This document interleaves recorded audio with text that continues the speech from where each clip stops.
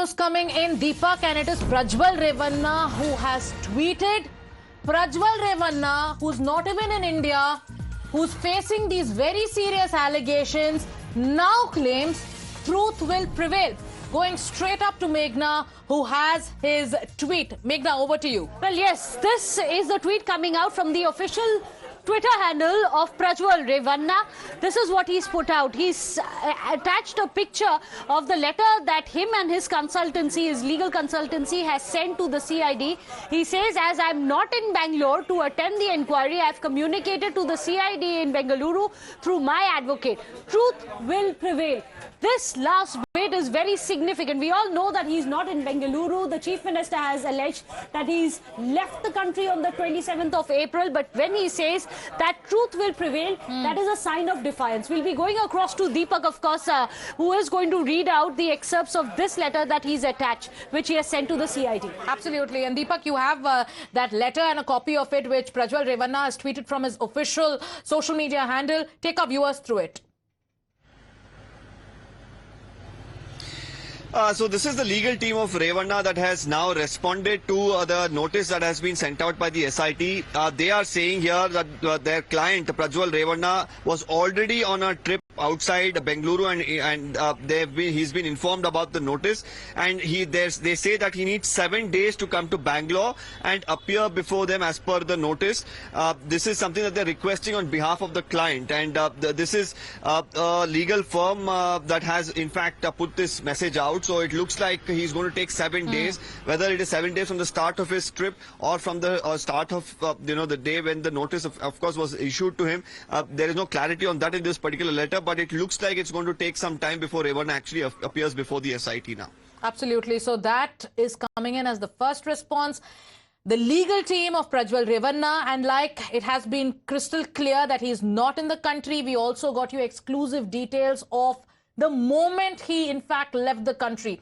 The allegations surfaced on the 21st, just 1 week before the second phase of elections. It was when Hassan went to vote. Prajwal Revanna fought elections as an NDA candidate from Hassan.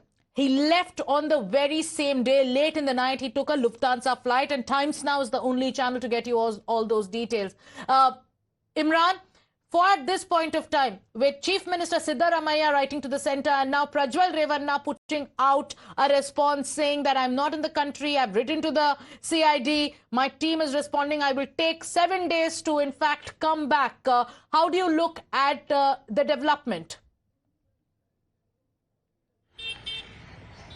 Well, that's very clearly that they have a very legal team, and they have already planned this very clearly. And even though JDS had been denying that they had no contact with Prajwal, very clearly the party leadership, senior leadership, has backing him and chalking out plan as to how this can be tackled legally since before the SIT. And it's not, I do not think that Prajwal Revanna, but in fact it is the legal team which is guiding him as to what needs to be done, and the JDS parties know about it. Yesterday, during the meeting of JDS senior leadership, when they suspended him from the party, GT Devegowda, one of the senior leader who fielded the media questions, had come out and said that Prajwal Revanna will be in India very soon, and that very indication was that they are in touch with Prajwal Revanna, and they have planned out legally as to how he will be brought safely so that he can tide over the crisis what they have right now. Absolutely. I also like to go across to Deepak. Deepak, now the Chief Minister has said that the CID team could also be sent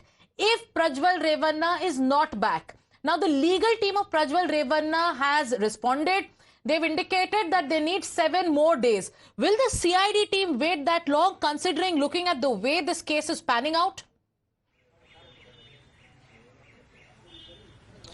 Well, he is abroad, and it's not going to be, of course, easy for the state police to probably go there, get hold of him, and in all likelihood, they are going to wait for him to come back. And since now a response has come in legally as well from Mr. Prajwal Revanna seeking for more time because he was already abroad, there is a high possibility that that not happen, but considering it's election time, you probably can expect drama to unfold. And more importantly, when you see the 7 days time frame that Mr. Revanna or through his legal team that he has asked for, May 7th is when the third phase of elections. That is when Northern Karnataka, of course, votes. Now, while of course this is a very serious matter that needs to be probed by the SIT, there are political ramifications as well to it. So Revanna, of course, appearing before the CID and all of that drama unfolding, of course, could further dent, the JDS, bring in, a lot of damage to the NDA too. So all of this needs to be kept in mind. But now the latest information comes in that, he's going to appear, but it's going to be after 7 days. All right. So that's in fact the first response coming in from JDS MP Prajwal Revanna, who's in the thick of the sex scandal that is playing out in Karnataka, that is having national resonance with the Congress and leaders of the INDIA taking aim at the NDA. Shankar Guha of the Congress party joining us on the phone line. Prajwal Revanna at this point of time, through his lawyers, responding to the summons. In fact, his lawyers are telling the CID that he will need 7 more days to come. How do you respond to this development? Very unfortunate. A sitting MP behaving so irresponsible. He has made the entire nation hang their heads down in shame with this incident of his. It is irresponsible, and not only that, he hails from such a big family. The only Prime Minister from South India. This is not the way to behave. He should be responsible. He should take onus. He should come here and face the inquiry. Congress party will continue to protest this. Till he comes down, we will continue to protest. Mr. Guha, do you believe, now that his lawyers have said that in the next 7 days, they will need 7 more days for him to come, do you believe that he will honor his word and he will be back in the next 7 days? For somebody who would have been responsible, he would have come immediately, and if he was not guilty, he would have come immediately and stood in front of the investigating authorities. I am very doubtful of him coming back in 7 days. And the BJP on its part, Mr. Guha, is also raising questions on the Congress party. The BJP is raising questions on the timing, insinuating that the Congress, in fact, top leaders of the Congress, were in the know of these tapes and these allegations against Prajwal Revanna way back in 2023, but they in fact waited till elections to take political mileage. Madam, who wrote the letter to Prime Minister and to the national president? It was the candidate from BJP candidate from Hassan who wrote the letter. He was in the know of things. It is BJP who has circulated all these things. It is not Congress party. Now they're just trying to wash their hands off and try to blame us. That's not true. It is BJP who was in the thick of things.